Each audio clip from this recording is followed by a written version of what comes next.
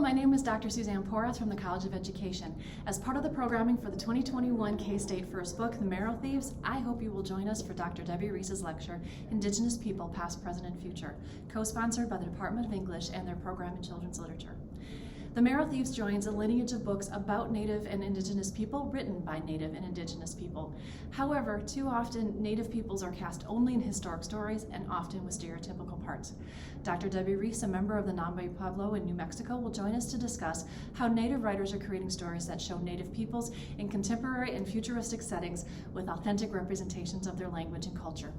As one of the founders of the blog American Indian and Children's Literature, Dr. Reese and colleagues provide critical reviews and recommendations of Indigenous people in children and young adult books to help readers learn about and understand the over 500 federally recognized Native nations in the United States.